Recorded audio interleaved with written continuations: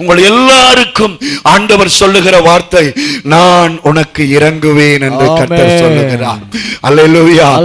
நாட்கள், இந்த காலம், இந்த உலகம் இரக்கமில்லாத நாட்கள், இரக்கமில்லாத உலகமாய் இருக்கிறது. அல்லேலூயா. இரக்கமில்லாத உலகத்துல நாங்கள் வாழ்ந்து கொண்டிருக்கிற இந்த நாட்களிலே கர்த்தர் சொல்லுகிறார், நான் உனக்கு இறங்குவேன்.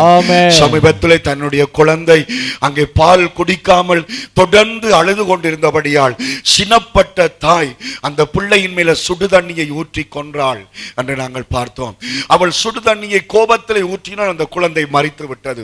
ஏனென்று சொன்னால், அந்த குழந்தை பால் குடிக்காமல் தொடர்ந்து அழுத பொழுது ஒரு இரக்கம் இல்லாதபடி 10 மாசம் அதை சுமந்து பெற்ற வேதனை எல்லாவற்றையும் மறந்து ஒரு இரக்கம் இல்லாதபடிக்கு சுடுதண்ணியை அவள் ஊற்றினதை நாங்கள் பார்க்கிறோம். எனக்கு கருமையானவர்கள், இது இரக்கம் இல்லாத இந்த உலகத்துல எனக்கும் உனக்கும் இறங்கும்படிக்கு கர்த்தர் காத்திருக்கிறார். கர்த்தர் காத்திருக்கிறார். கர்த்தர் காத்திருக்கிறார். ஹல்லேலூயா. நன்மை செய்தவனையே தூக்கில போடுகிற காலம் இந்த காலம். ஹல்லேலூயா. நன்மை செய்து தீங்கு அனுபவிக்கிற காலம் இந்த காலம். யார் நம்மிடம் வேண்டி பிழைத்தார்களோ அவர்கள் நம்மை துன்பப்படுத்துகிற காலம் இந்த காலம். இந்த காலத்திலே இரக்கம் என்பது ஆண்டவர்கிட்ட இருந்து மட்டும்தான் நமக்கு வருகிறது. அல்லேலூயா.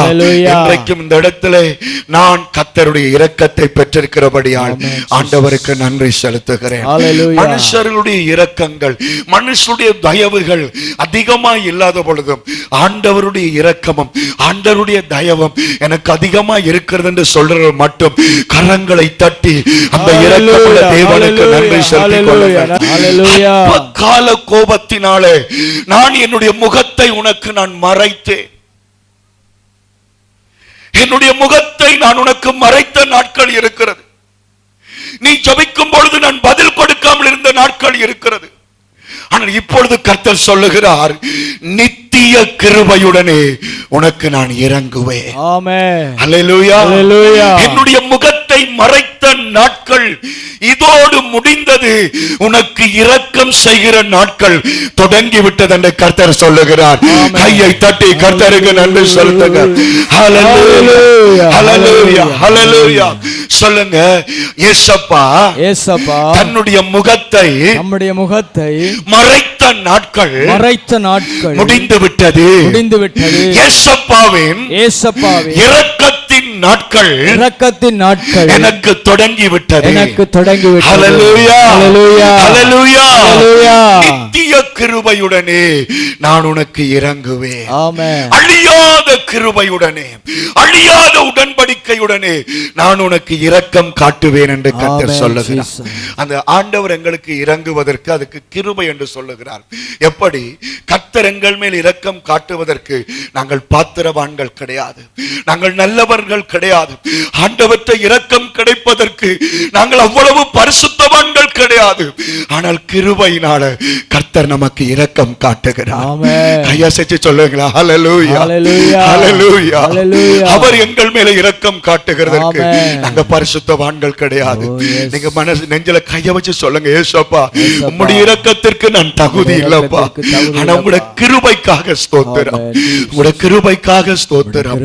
என்ன தவம் செய்தேனோ தெரியலையே, என்னில் அவ்வளவாய் அன்பு வைத்தீரே, என்ன தவம் செய்தேனோ தெரியலையே, என்னில் அவ்வளவாய் அன்பு வைத்தீரே.